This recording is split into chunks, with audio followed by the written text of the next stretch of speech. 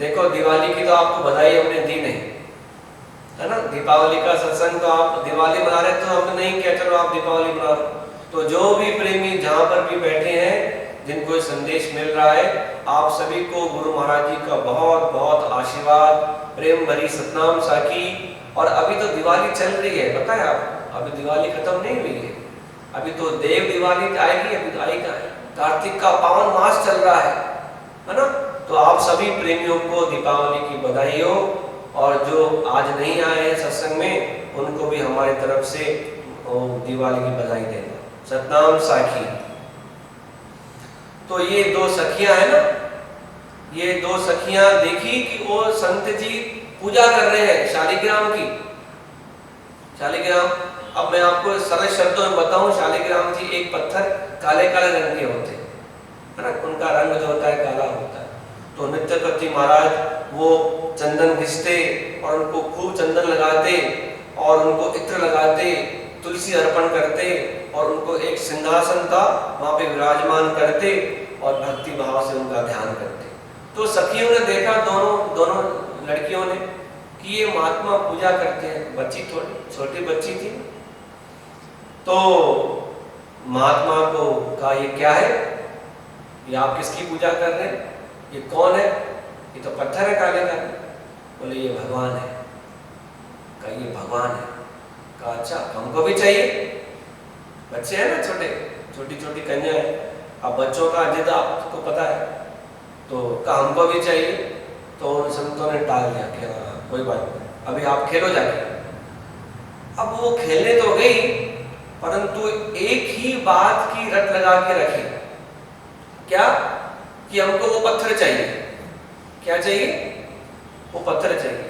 वो जमींदार की बेटी गई अपने पिता के पास कि मेरे को वो महल में, राजा के महल में, मेरी सखी के महल में संत आए हैं, महात्मा बहुत दूर से, और पूजा करते हैं, और वो काला पत्थर है, वो पत्थर मेरे को चाहिए।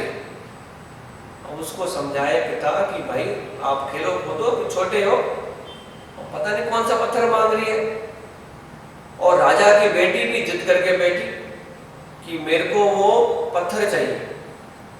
अब वो खाए नहीं पिए नहीं का जिद है। देखो स्त्री हट बालक हट, ये तो आप जानते ही हैं, है ना।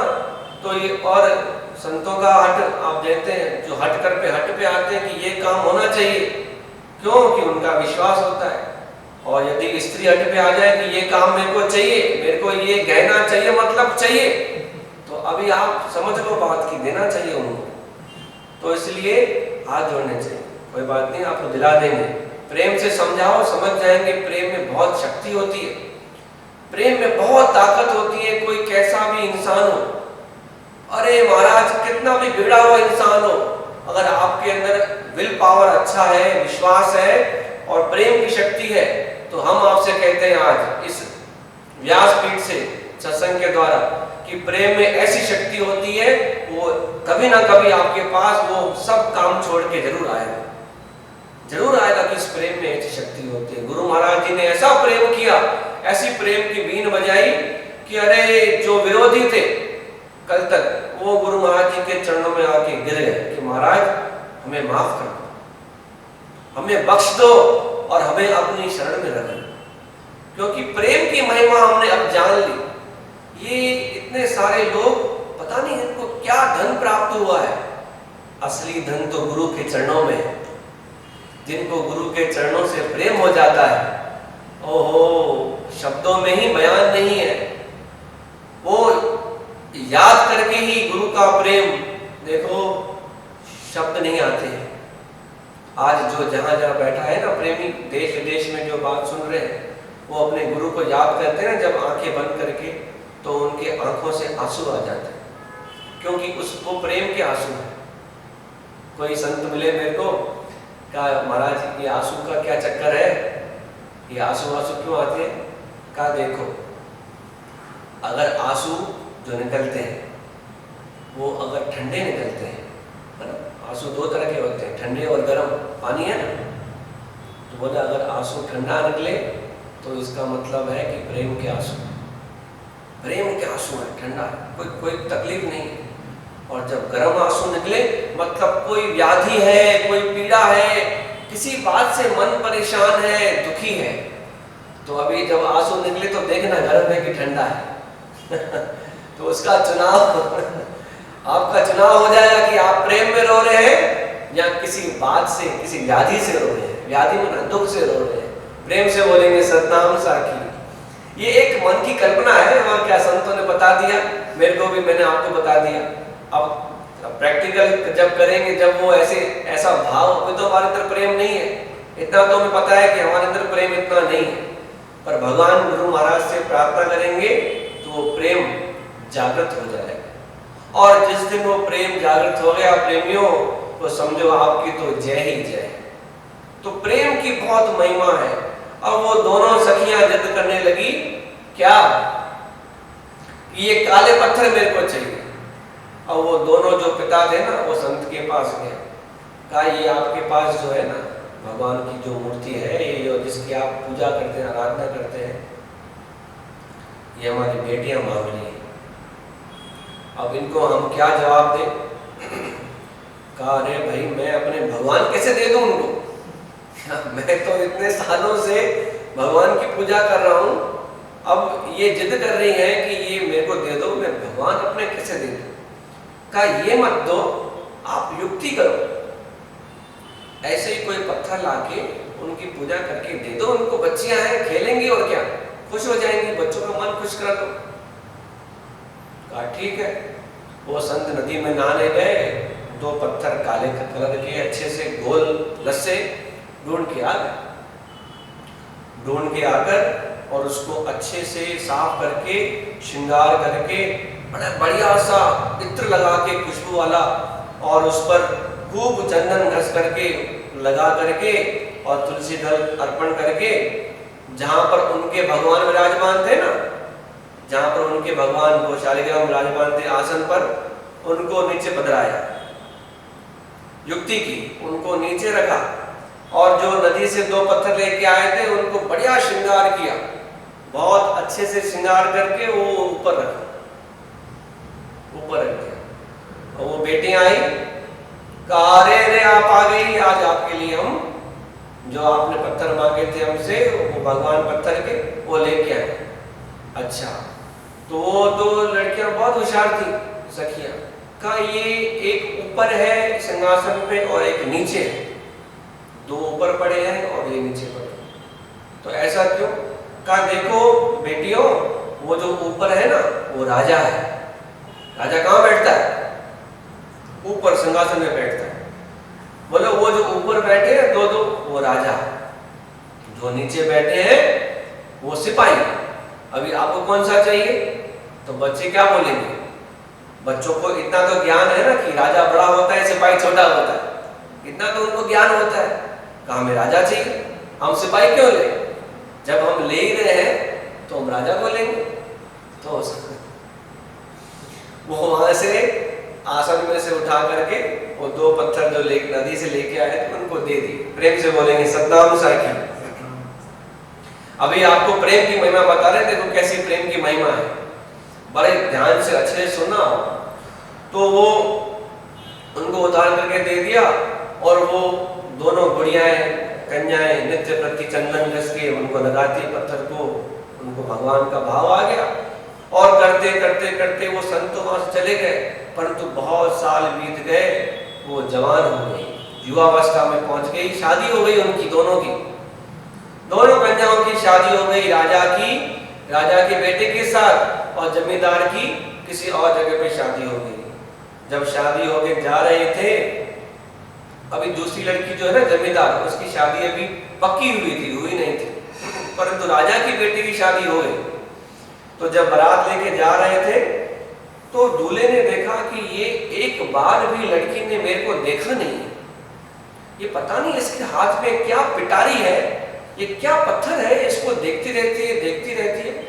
अब बचपन से लेके वो युवावस्था तक उसकी भगवान की पूजा अर्चना की, तो प्रेम हो गया भगवान से, उस पत्थर की मूर्ति से प्रेम हो गया। तो कहा पता नहीं क्या देखती रहती है, अब सारा लफड़ा इस पिटारी में है। वो दूल्हा सोचता है इस पिटारी को मैं फेंक दूं ना किसी एक जगह पर खड़े हुए जहां पर नदी थी। पिटारी को मैं फेंक देता हूँ तब तो मेरे को देखेगी ना, कम से कम मेरी पत्नी होकर मेरे को नहीं देख रही है, और उस पता नहीं इस पत्थर को क्या देखती रहती है। प्रेम से बोलेंगे सतनाम साखी। वो दूल्हे ने क्या किया, वो उठाया, वो सिंहासन पिटारी उठाई और थड़ से नदी में फेंक दिया। नदी में तो फेंक दी। अब वो देखो बताया ना स्त्री का हट आपको, वो उसने तो पूरे बारात को ऊपर उठा दिया। राजा की बेटी है, कम थोड़ी है। कहा मेरे को वो वापस चाहिए, खाना पीना सब छोड़ दिया, ना पानी पिए, ना दूध पिए, ना कुछ खाए, ना क्या।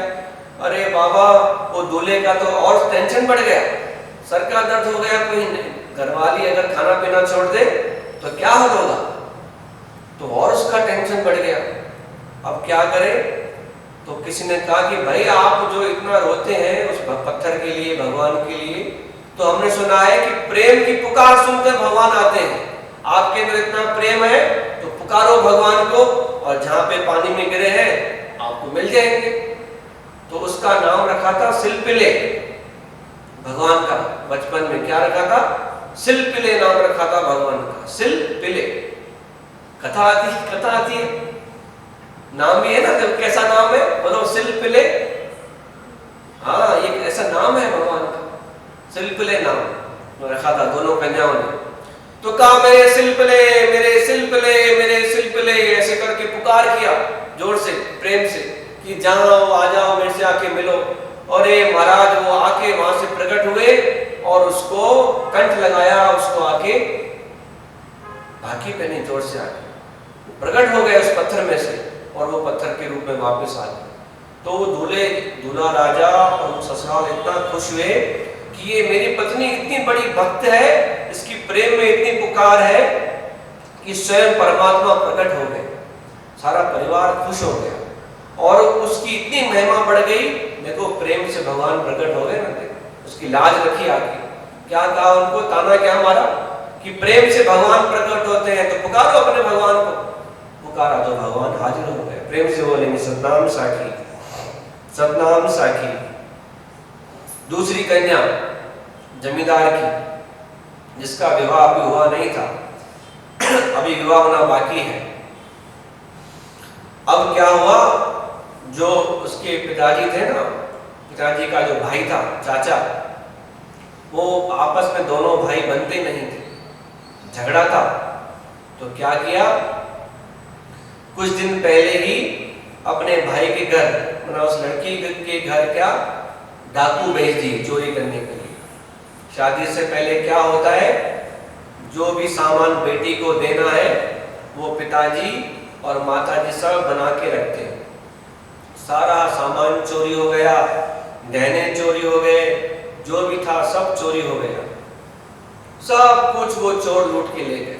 अब 2 दिन के बाद शादी है, 2 दिन के बाद शादी है, तो लड़की देखो रो रही है। किसके लिए, धन के लिए नहीं, चोरी के लिए नहीं। अरे मेरा सिलपिले गुम हो गया। कौन गुम हो गया, मेरा सिलपिले गुम हो गया। कौन है सिलपिले, भगवान है, उसके भगवान है। और तो पिताजी ने बहुत गुस्सा किया कि घर का सामान, पागल है, पागल ही होते हैं ऐसे लोग, प्रेम के बंधन में जो पड़ जाते हैं, जो प्रेम के चक्कर में पड़ जाते हैं, उनको लोग पागल बोलते हैं। मीरा कौन थी, लोग कहे मीरा भाई रे बावरी, बावरी थी, पागल। जो प्रेम के चक्कर में आ गया तो हम सब पागल ही हैं, और क्या है, ये सत्संग पागलों की महफिल है। प्रेम से बोलेंगे सतनाम साखी। और मेरा सिलपिले कहाँ गया। तो पिताजी ने बहुत गुस्सा किया, कहा तुमको चिंता नहीं है, 2 दिन के बाद शादी है और इतना सारा सामान गुम हो गया, गहने गुम हो गए, पूरा सामान चोरी हो गया, उसकी चिंता नहीं है। और ये पत्थर का सिलपिले सिलपिले सिलपिले आके चिल्ला रही है। हाँ, अरे सिलपिले तुम्हारा जो भगवान है, पत्थर है, तुम जाओ अपने चाचा के पास, मेरे को पता है कि उसने चोरी कराई है, जाके लेके आओ उनसे। तो बहुत खुश हो गई कि मेरा सिलपिले जो भगवान है मिल गया चाचा के पास। चाचा से बात नहीं करती थी कभी, वो चाचा उससे बात नहीं करता था, पर कन्या है ना, कन्या देखकर हर किसी का मन पिघल जाता है। अरे मेरी बेटी है, कन्या है, चाचा के पास गई, कहा मेरा शिल्प ले मेरे को दे दो। कहा कौन शिल्प ले? कहा मेरे भगवान मेरा पत्थर है वो दे दो मेरे को। कहा कोई मेरे पास नहीं है, मैंने चोरी नहीं कराई है, मेरे पास नहीं है। बहुत जिद की महाराज, बहुत जिद की। तो चाचा ने बड़ी जोर से गुस्से में आके कहा कि ऐसे ही भगवान से प्रेम है, तेरा शिल्पले से प्रेम है तो पुकार कर भगवान से, अगर मेरे पास होंगे तो अपने आप तेरे पास आ जाएंगे। उसने जोर से पुकार कि मेरा शिल्पले जहां भी हो तो मेरे पास आ जाए। ठक से उसी गोदी में आके बैठ गए, घर पे उसके गोदी में आके बैठ गए। वहीं पर जय बनाई भगवान की, बोल भक्त और भगवान की जय। चाचा ने देखा कि अरे इतना छुपा के धन रखा था मैंने, बंद करके रखा था, ये पत्थर का भगवान काले रंग का, ये इतने सारे धन में से निकलकर इसकी गोदी में आके पड़ा है। तो ये प्रेम की महिमा है। उसी वक्त सच्ची हकीकत की बात है, वो उसके चाचा उठे, उसके पैरों में गिर गए कि हमारे घर में ऐसी भक्त पैदा हुई है जिसके पुकार से भगवान आके प्रकट होते हैं। तभी लिखा गया ना कि प्रेम के बंधन में मोहन बंध गए। जैसा प्रेमियों ने पुकारा, जैसा प्रेमियों ने भाव रखा, भगवान को सखियों ने कहा कि ये चोर हमारा है तो चोर बन गए। जैसी स्थिति है इंसान की होती है, जैसा भाव होता है वैसे भगवान बन जाते हैं। तो भक्त और भगवान का रिश्ता कोई नहीं समझ सकता है, कोई नहीं, प्रेम का रिश्ता कोई नहीं समझ सकता है। एक आप समझ सकते हैं, एक आपके गुरु महाराज, एक भगवान समझ सकते हैं। इसलिए संसार को समझाना व्यर्थ है। आप तो भगवान से प्रेम करिए और क्या बोलिए, प्रेम के बंधन में मोहन बंध गए। बोलो गुरुदेव भगवान की, बोल शिल्पले भगवान की जय।